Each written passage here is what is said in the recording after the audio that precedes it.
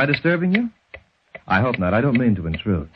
I just dropped in for half an hour with a story. It's not an ordinary story, and yet it might easily happen to someone you know. Someone you may have heard of. In any case, I'm pretty certain you'll be glad you listened. But perhaps I'd better introduce myself again, although we have met before. You don't remember? Oh, come now, we're old friends. You must have seen my face on your wrist, in your pocket, or on that steeple over there, where I suppose I have more dignity but much less fun. Yes, we've met before, and we'll meet again, I'm sure of that. You see, I get around. Sooner or later, I run into everyone. Sooner or later, everyone runs into me. But I was telling you about my story, which has to do with Jeannie Clare.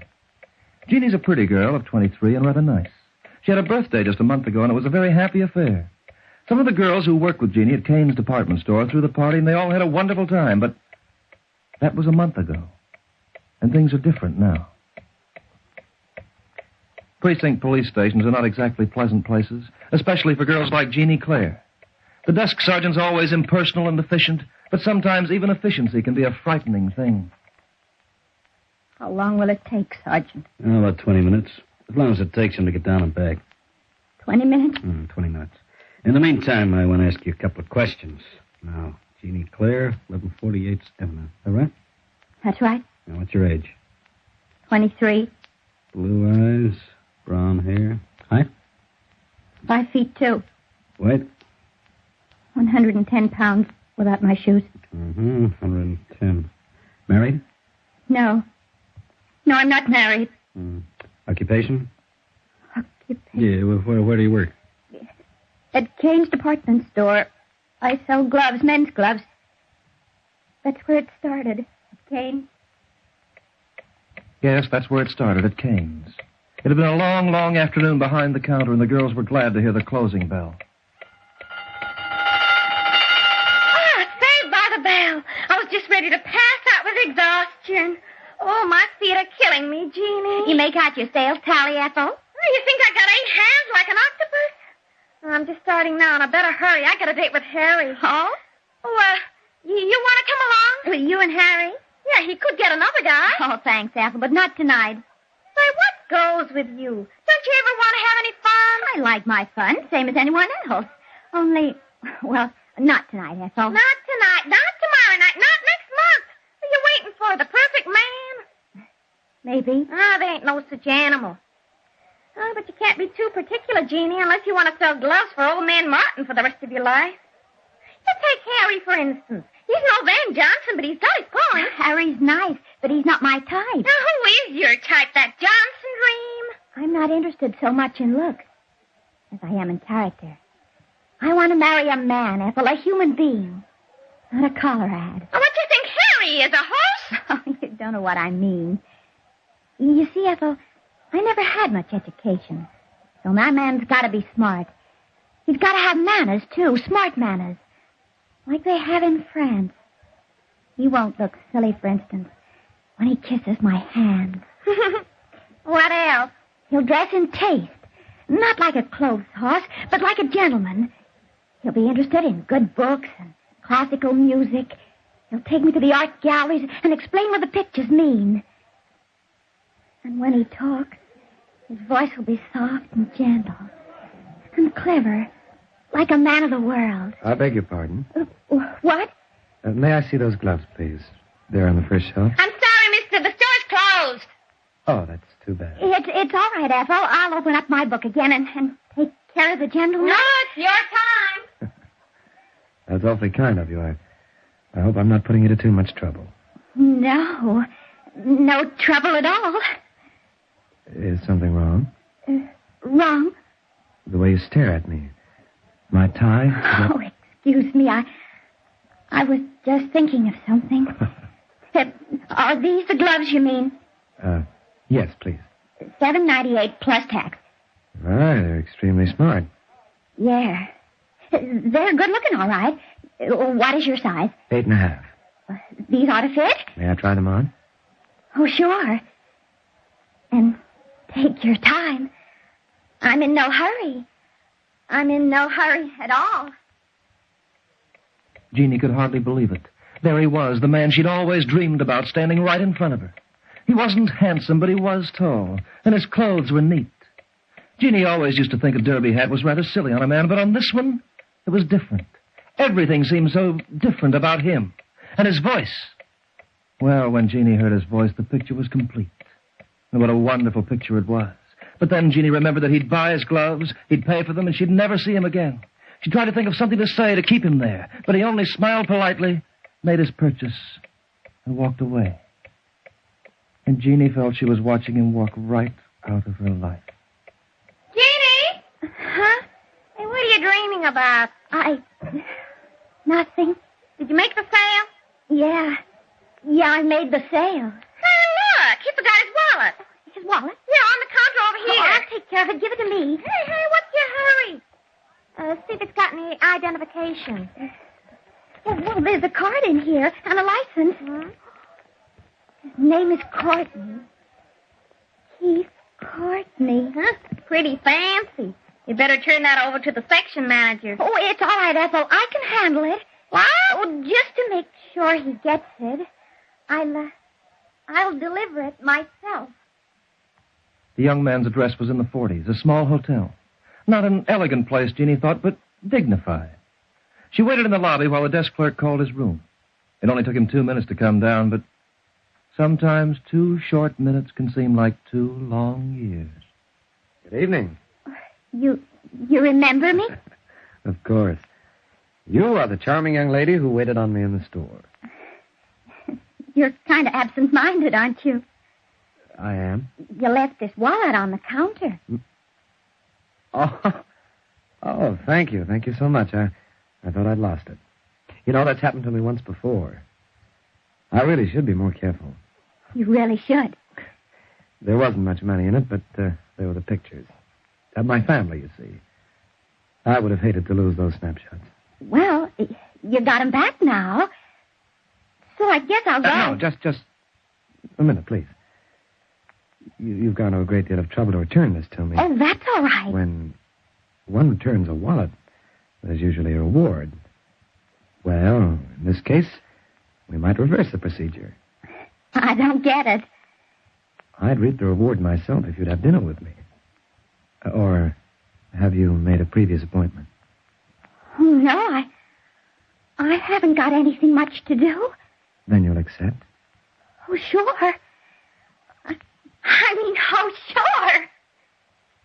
He took Jeannie to a little Italian place on 46th. But Jeannie could hardly think of food. She just kept listening to his voice and watching him smile as he told her all about himself and about his work. He wanted to be an actor, ever since he could remember. And he was looking for a break. He didn't want to be a movie star and make a lot of money. Shakespeare and Ibsen were more his style. He said right now he wasn't working, he was at liberty and available for the right part. Jeannie crossed her fingers and hoped that he was at liberty and available for the right girl. After dinner, they took a walk. And Jeannie noticed how he always tried to keep on her left or right, whichever was nearest to the street. Other men she'd met were never quite so thoughtful. But then Keith wasn't like other men. And Jeannie knew that from the moment she saw him. Jeannie, Yes, Keith? it's been a wonderful evening. Yes. You know, somehow it's been perfect. Nothing has spoiled it. For me. Or for me. Jeannie, may I see you again? You really want to? Very much. All right. Tomorrow night? Oh, that's kind of soon, isn't it? Too soon for you? No. It's not too soon for me. Then we have a date. Tomorrow night and I hope for many nights to come. For many nights to come. That sounded wonderful to Jeannie Claire. It sounded like forever. But she didn't know that forever could be a very short time. Jeannie saw him every night for 4 weeks in a row. They went everywhere together, to interesting places, to museums and art shows, a concert or two, every once in a while the theater. Not a moving picture. The theater. The legitimate stage, as Keith put it. Well, when you've never been in love before and you meet the perfect man, you don't have to think very hard to find out where you stand. After a while, Jeannie stopped telling herself to be sensible and to wait. She was crazy about him, that was that. And then one day he got a job. He wanted to celebrate and treat Jeannie to something special. They had dinner and danced a lot, then took the subway home.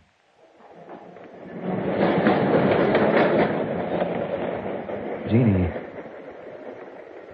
I've got something to tell you. Really, Keith? First of all, let me say that you're the nicest girl I ever met in my life. Keith. And you understand me more than anyone else I've ever known. Jeannie, I haven't let our relationship get too personal up to now because, well, somehow I felt I didn't have a right to. You shouldn't have felt like that. Oh, well. It was mostly money, I guess. I didn't have very much saved up. And an actor never knows when he's going to get another job. But you've got one now. Yeah. Oh, Jeannie, it's a wonderful part. You know, if this play clicks... Well, when and if that happens, Jeannie, I'll have something more to tell you. You couldn't tell me now. No, not just yet. But if you want to, you can guess, and you'll probably be right. I think I know, Keith. And I'm very glad. You know, sometimes I think I'm a very lucky girl, Keith. Why? Well, things happen if you wait for them long enough, and the things that happen are usually nice. No, not like that poor kid, whoever she was. What poor kid? See the paper that man is reading across the aisle? Oh, yeah? Look what that headline says. Young girl slain by maniac. Isn't it awful? Horrible. Maybe it's selfish of me to say so. But I'm sure glad things like that only happen to other people. And I only have to read about them in the papers. I'm sure glad only nice things happen to me.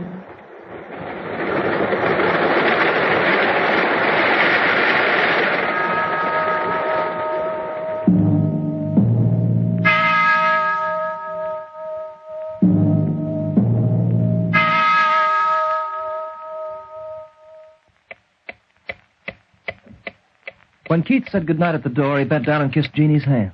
And Jeannie seemed to know even before he did it that was just the thing he'd do. When she got inside her room, she was much too excited to sleep. So she tried to read a while, and she opened the paper Keith had bought her as he left the subway. Then Jeannie saw that headline again. It gave a full description of the murder and where the victim was found. The girl was 24 and pretty. She'd been keeping company with an unknown man, and a description by one of the neighbors tallied with the description of the maniac who killed another girl a week before. The description followed, and Jeannie read it aloud to herself. 5 feet 10, nice looking, dressed in perfect taste. He flatters the girls he meets with his continental manners, and his voice is low and soft. He's never seen without a derby hat. His gloves are always new. And by profession, he claims to be an actor. You know, there are people in the world who never grow old, even though they live to be 100 years old. Somehow they shoulder their cares very lightly, and their minds remained young and strong. Jeannie Claire's mind was young and it was strong, but she grew up far beyond her years when she read that paper. She just sat there and shook her pretty head in a funny sort of a way. You could see she didn't want to believe what she read. She was trying to convince herself it was only a coincidence. Well, Jeannie, perhaps it is. There are many men who could answer that description, and lots of them could be actors. Only this particular man is the man you love. Remember that. But suddenly Jeannie noticed another fact. The man they were after had come from Chicago. They traced him to New York from there. Well, that was different. Hadn't Keith told her his folks lived in St. Louis? Of course he had. At least twice. Jeannie laughed in relief. Then fell asleep on the couch from sheer nervous exhaustion.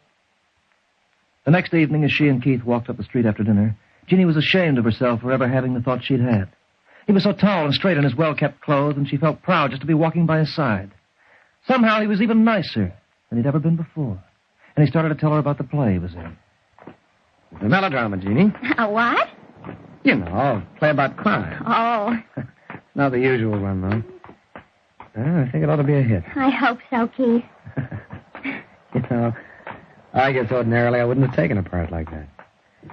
You know the way I am, Jeannie. I worship Shakespeare. I'd rather carry a sword in Hamlet than have a lead in any comedy in town. But, I don't know. This part should give me the foothold I need. And at least I'll start to make enough money to plan for the future. You mean you took this part? for me, Keith. Let's say I took it for both of us, and we'll let it go at that, huh? Hey, would you like to see a rehearsal one day? Oh, I sure would. You won't let it scare you, I hope. Scare me? Well, the play is pretty violent. In fact, it's quite a shock. You see, it involves a homicidal maniac, a man who likes to kill for pleasure. It's good. You dropped your purse. Hey, Jeannie, you've broken your mirror. Keith? Yes, Jeannie. Someday I'd like to meet your folks. Someday you shall, Jeannie. I know St. Louis is a long way off, but... St. Louis?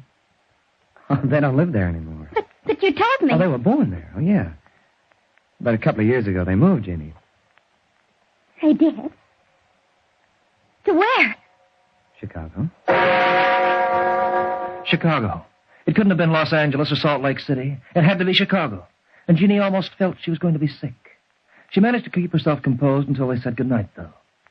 Keith was due at rehearsal at 8, so he didn't take her home. And Jeannie was never so glad to get back to her room and her life. She sat down near the radio and tried to catch her breath. Her head was pounding and she could hardly think. She kept saying over and over to herself, "Is Keith the man they want?" She couldn't turn him in unless she was sure. And how could she be sure? Then she turned the radio on. She didn't know exactly why.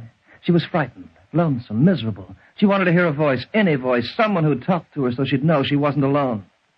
She heard a voice all right, and the words burned holes in her heart. And the United Nations will discuss the matter during their next session. New York. The police have unearthed new evidence concerning the homicidal maniac whose gun has claimed 3 victims thus far. He apparently was able to hoodwink his unhappy victims into believing he'd fallen in love with them and was about to propose marriage. No.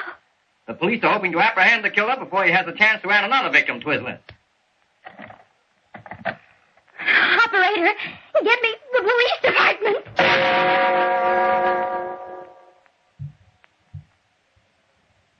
She gave them her name and told them where he worked. He'd be at the theater now, she said, in rehearsal. They promised to send a squad car and a detective over to her place in 15 minutes for her protection. 15 minutes. That wasn't long by the usual standards. But as Jeannie hung up, she began to experience the most harrowing 15 minutes of her life. Jeannie! Jeannie, you there? Keith? Jeannie? What are you doing here? When you left me an hour ago, I was worried. You behaved so strangely. I thought of calling you. Then decided to come instead. And just talk to you. What about rehearsal, Keith? Oh, that. Well, I rehearsed for 10 minutes and I left the theater. Well, don't worry. I promised I'd be back in an hour or two. Anyway, I'm not in the second act of it. Jeannie. Yes. What's the matter? Why do you keep moving away from me like that? I haven't been moving away. Jeannie, what's happened? Why do you stare at me? Almost as though you're afraid. I wish you'd leave me alone for a while. Just a little while, Keith. Jeannie, you've got to tell me what's wrong. Has it been because I haven't asked you to marry me yet? No, it's not that. Jeannie, come here. Jeannie had moved to the other end of the room, and her back was against the wall. 15 minutes, they'd told her. It would take a detective 15 minutes to arrive, but 15 minutes might be too late. Keith kept coming closer, smiling, talking, his hands and arms stretched out. Then she saw a bulge in his right-hand coat pocket, and she knew it was a gun. Jeannie, darling, what's the matter? You mustn't be afraid of me. His hands were on her shoulders now, and he was pulling her close. For a moment, she could hardly breathe. And then she let him kiss her. She had to, because she wanted to get hold of that gun. Oh, Jeannie. Inch by inch, her hand crept toward his pocket, and then inside. She felt the trigger, and then the handle, and with all the strength she had left, she pulled it out and fired.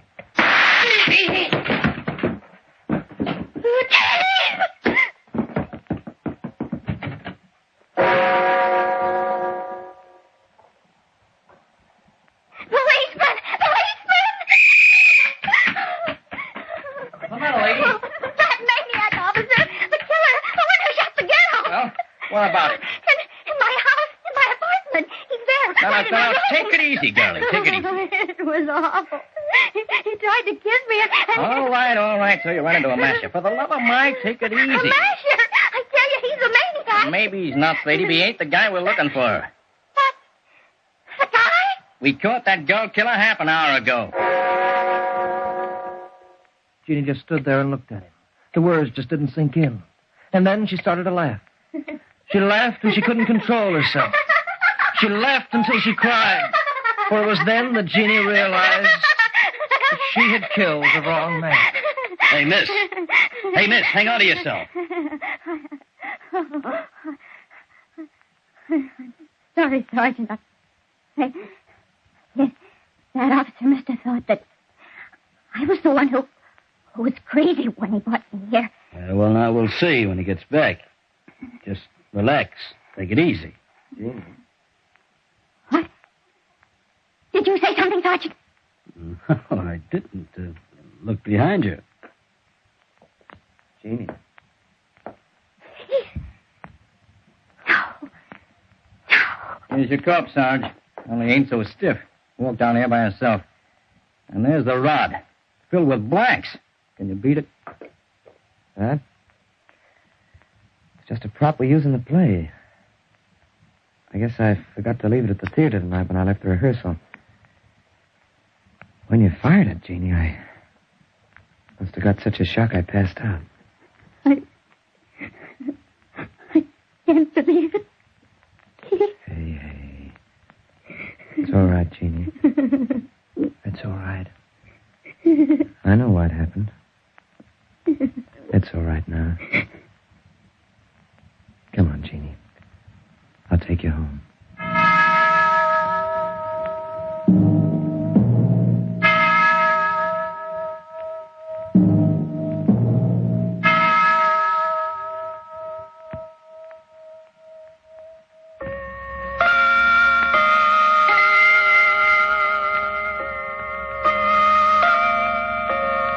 And that's the story of Jeannie Clare as recorded by the clock.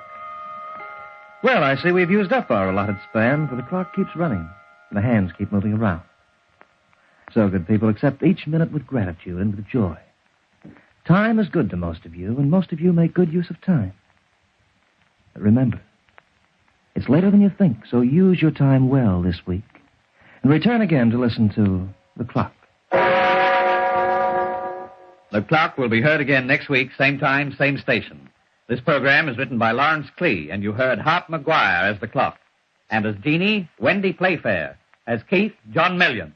Others in the cast were Joan Lander, Derek Barnes, and Joe McCormick. The Clock is directed by John Saul, a Grace Gibson radio production.